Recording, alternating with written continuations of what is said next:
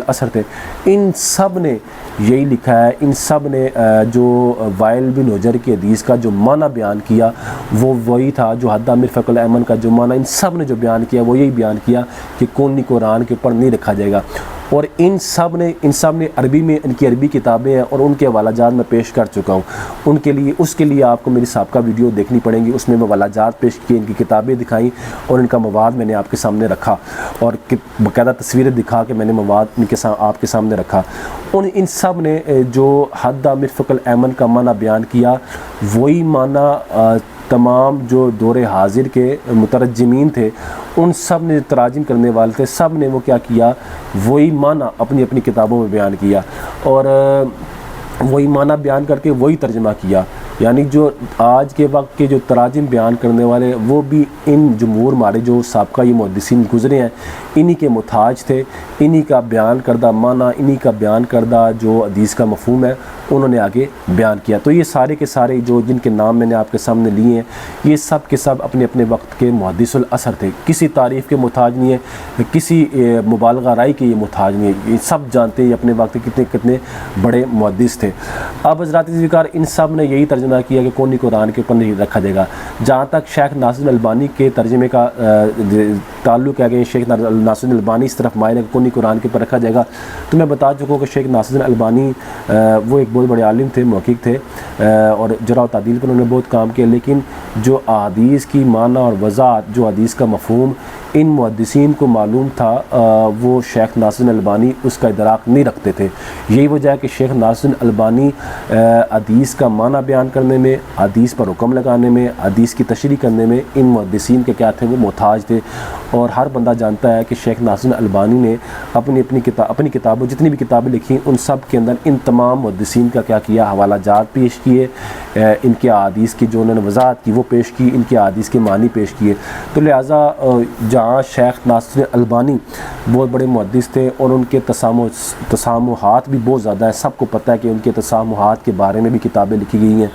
तो ये भी शेख नासिरुद्दीन अलबानी का एक तसाम हो सकता है, अदम तवज्जो हो सकती है या अदम हदीस के माना की तरफ अदम इल्तिफ़ात हो सकता है। जबकि अगर वो जमहूर मुहद्दिसीन का जो उन्होंने वज़ाहत की है हद्दा मिरफ़क़ुल ऐमन की, वाइल बिन हुजर की हदीस पाक में जो हद्दा मिरफ़क़ुल ऐमन की जो वज़ाहत की, अगर वो उसको देख लेते तो मुझे कभी यकीन है शेख नासिरुद्दीन अलबानी की जो इल्मी मेहनत के बारे में अगर वो ये देख लेते तो वो कभी भी हद्दा मिरफ़क़ुल ऐमन का माना कौनी कुरान के ऊपर रखने की तरफ माइल कभी भी ना होते। वो भी वही माना बयान करते कि जो तमाम मुहद्दिसीन ने बयान किया और जमहूर मुहद्दिसीन ने बयान किया। लिहाजा ये याद रखें हज़रात ज़िक्र जो अहादीस के अहकाम होते हैं वो किसी फ़र्द वाहिद के इस्तिदलाल या फ़र्द वाहिद के तर्जमे या फ़र्द वाहिद के माना से नहीं लिए जाते। वो जमहूर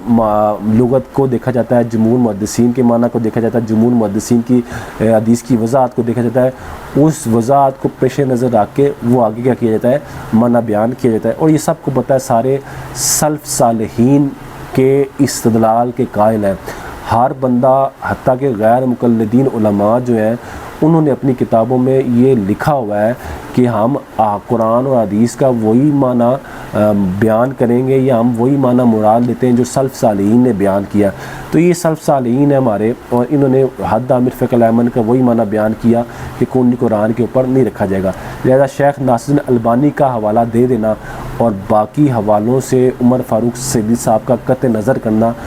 ये भी मैं ये समझता हूँ कि ये एक दुरुस्त काम नहीं है। उनको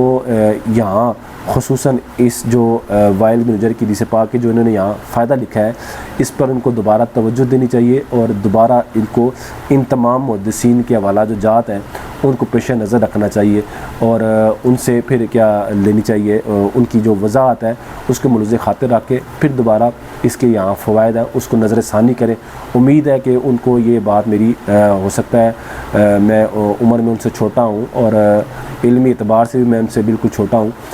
तो लेकिन कभी याद रखें कि छोटे भी कभी क्या होते हैं, अच्छी बात बता देते हैं। तो अगर वो अच्छी बात कुरान और हदीस के ऐन मुताबिक है तो उसको नफ्स को ज़ेर करके उसको तस्लीम करना चाहिए और उससे इनहराफ नहीं करना चाहिए और उसको मान लेना चाहिए। और जब वो छोटी बात जमहूर मुहद्दिसीन की आरा तराजिम गैर मुक़ल्लिदीन उलमा की तराजिम और दीगर जो मुहद्दिसीन की वज़ाहत उसके ऐन मुवाफ़िक है, तो उस बात को तस्लीम करना चाहिए। तो खुलासा कलाम हज़रात का ये निकला कि कौनी कुरान के ऊपर नहीं रखा जाएगा। जिन्होंने कौनी कुरान के ऊपर रखने के बारे में जो इसके कायल थे, खुसूसन शेख ज़ुबैर लिज़ई और शेख नासिर अलबानी, ये इनका तसामुह था और ये इनकी गलती थी। जमहूर मुहद्दिसीन कौनी कुरान के ऊपर रखने के कायल नहीं थे।